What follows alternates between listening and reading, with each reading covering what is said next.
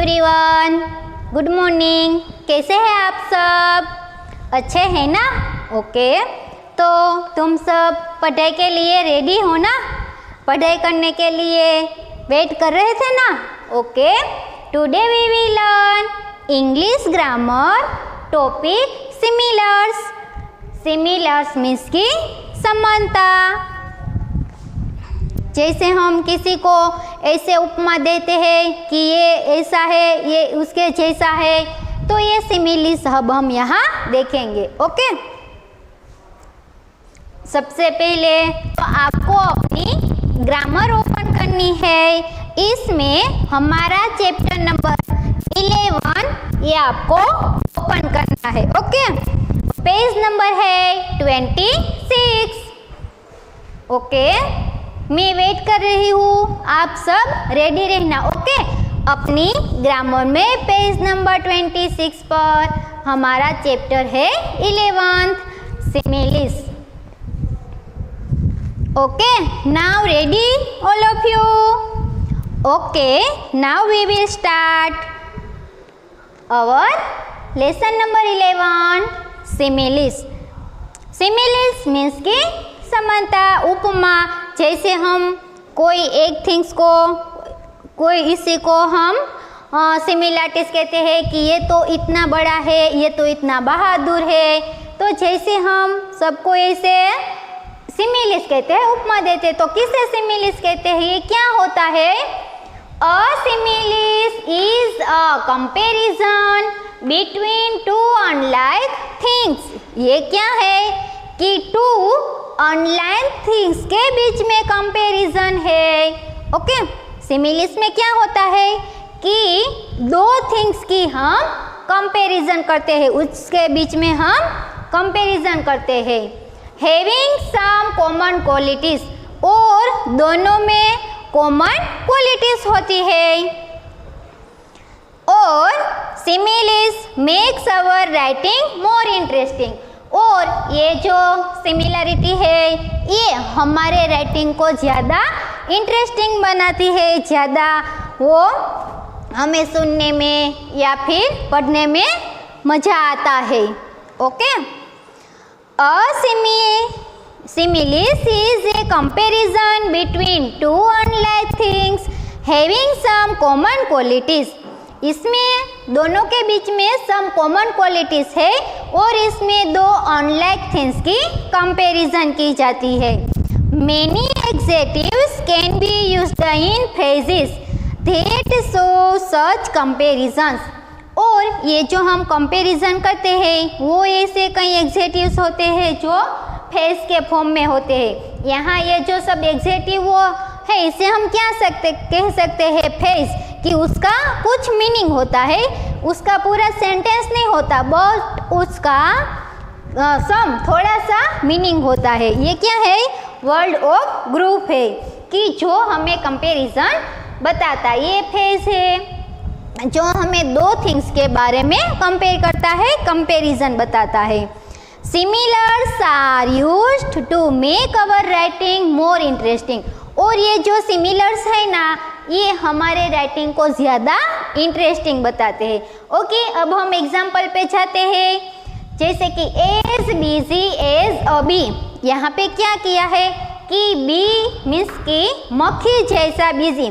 तुमने देखा ही होगा कि जो मक्खी है ना, वो कभी एक जगह नहीं बैठती है, वो कहीं ना कहीं करती रहती है, उड़ती रहती है। ओके, हर वक्त तो बिजी ही रहती है।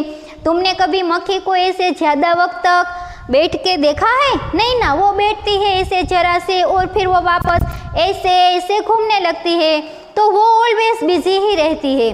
तो मक्खी को हमने किसके साथ सिमिलर्स की है? तो कि बिजी, ये बिजी है।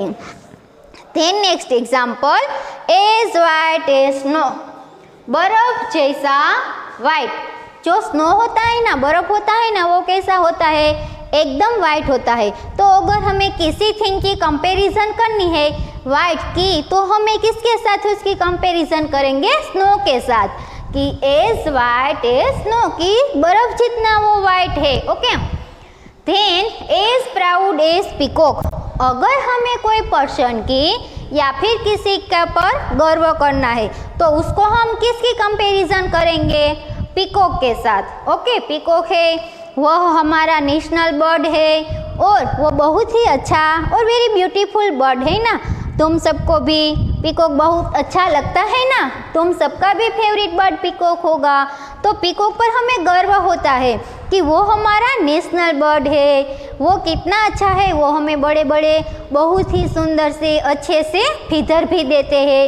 ओके, तो हमें बर्ड में पीकॉक पर गर्व होता है। तो ऐसे हमें कोई प्राउड की बात होगी और हमें कंपैरिजन करनी होगी तो उसकी कंपैरिजन हम किसके साथ करेंगे? पीकॉक के साथ। Okay, then next example, as brave as lion. जैसे ही तुम सबको भी पता है कि लायन को हम क्या कहते हैं? किंग ऑफ फॉरेस्ट, जंगल का राजा। सभी प्राणी में से ये जो लायन है ना वो सबसे ब्रेव है, इसलिए हम उसको क्या कहते हैं? किंग कहते हैं। अगर ब्रेव में हमें किसी के कंपैरिजन करनी है कि तुम तो ऐसे लायन जैसे ब्रेव हो, ऐसे हम कहेंगे ना, कोई ऐसा बहादुरी वाला काम करेगा तो उसको हम किसकी कंपैरिजन करेंगे? लायन के साथ। वेल डन, तुमने तो बहुत अच्छा बहादुरी वाला काम दिखाया। You are as brave as lion, तुम लायन की तरह ब्रेव हो।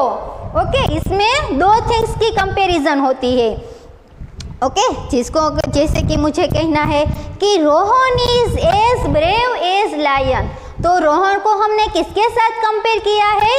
लायन के साथ। और इसमें कॉमन क्वालिटी है। ओके, कॉमन क्वालिटी हमने देखा था कि है some common quality between two unlike things, दो थिंग के बीच में कंपेयर होती है।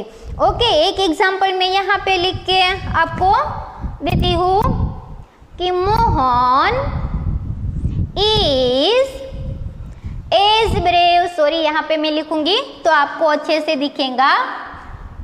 मोहन इज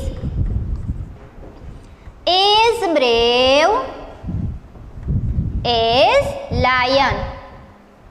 ओके, यहाँ सेंटेंस में मैंने आपको एग्जांपल दिया है क्योंकि आप अच्छी तरह से समझ सके। मैंने यहाँ क्या लिखा है कि Mohan is as brave as lion. Mohan lion जितना बहादुर है, लायन का ही हमें उसे क्यों कंपेयर किया? क्योंकि लायन जो है ना वो सबसे ब्रेव है, वो जंगल का किंग है, इसीलिए हम लायन को कैसे कहेंगे? अगर हमें ब्रेव कहना है किसी को तो हम किसे ब्रेव कहेंगे? लायन को ब्रेव कहेंगे। और कोई दूसरे थिंग्स या फिर पर्सन की हमें कंपैरिजन करनी है तो उसकी हम ब्रेव के लिए किसके साथ कंपैरिजन करेंगे? लायन के साथ। यहाँ पे मोहन और लायन ये दोनों अनलाइक थिंग्स है। ओके, दो थिंग्स है, दो पर्सन की बात की गई है। और हैव सम कॉमन क्वालिटीज, हमने देखा कि उसमें कुछ कॉमन क्वालिटी होती है। तो ये जो मोहन है और ये लायन है, दोनों में सेम क्या क्वालिटी है?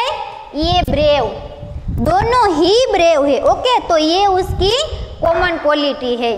और make our writing more interesting, ये जो ब्रेव है ना इस तरह हम लिखेंगे तो ये हमारी राइटिंग को थोड़ी ज़्यादा इंटरेस्टिंग बना देंगे। Okay, then next example, as green as grass.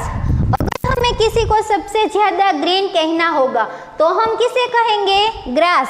जैसे कि ऐसे मॉनसून में तो सभी जगह ग्रास होती है और वो एकदम कैसी होती है? ग्रीन होती है। और हम कहते हैं ना कि धरती माता ने ऐसी ग्रीन ओढ़नी ओढ़ी है, तो हमें मॉनसून में ऐसा एटमॉस्फेयर होता है कि जैसे है तो सभी जगह ऐसा लगता है कि जैसे धरती माता ने ग्रीन कलर की ओढ़नी ओढ़ी हो, ऐसे सब जगह पर ग्रीन घास होता है। ओके, तो हम ग्रीन किसके कहेंगे? ग्रास को। Then next example, as old as hills, hills के जैसा old. As free as bird, hills जो हमारे हिल्स जो पर्वत है ना वो कैसे है? ओल्ड, सबसे वो ओल्ड है। Okay, as free as bird, bird कैसे होते हैं? फ्री होते हैं, वो अपने इंडिपेंडेंटली जहाँ चाहे वहाँ उड़कर जा सकते हैं। किसे हम बर्ड्स को रोक नहीं सकते कि तुम यहाँ नहीं जा सकते, यहाँ नहीं जा सकते, जहाँ उसका मन चाहे ना वो जा सकते हैं। ओके, तो फ्री हम किसकी तरह कहेंगे कि बर्ड की तरह। बर्ड की तरह अगर कोई फ्री है तो बर्ड की तरह, ओके, बर्ड की तरह फ्री होना चाहिए कि बर्ड है ना वो बिल्कुल फ्री है। Then as strong as an ox. आपको तो पता ही है कि हमें फार्म में जब भी कोई काम करना है, ओके, हमें खेती में से हल चलाना है या फिर कोई भी दूसरा ऐसा जब हम बीज उसमें सौंपते हैं, तो ऐसे सभी काम में हम ओक्स का यूज़ करते हैं। ओके, ये ओक्स जो है ना वो क्या है कि स्ट्रॉन्ग है।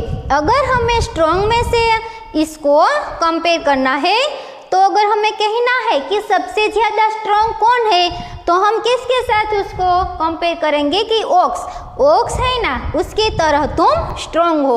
अगर कोई पर्सन है उसने ऐसा स्ट्रॉन्ग वाला काम दिखाया है या फिर वो ऐसे स्ट्रॉन्ग है तो उसी कंपैरिजन जब हमें करनी है ना तो हम क्या कहेंगे कि you are as strong as an ox, कि तुम तो ओक्स की तरह स्ट्रॉन्ग हो, बहुत अच्छा वर्क करते हो।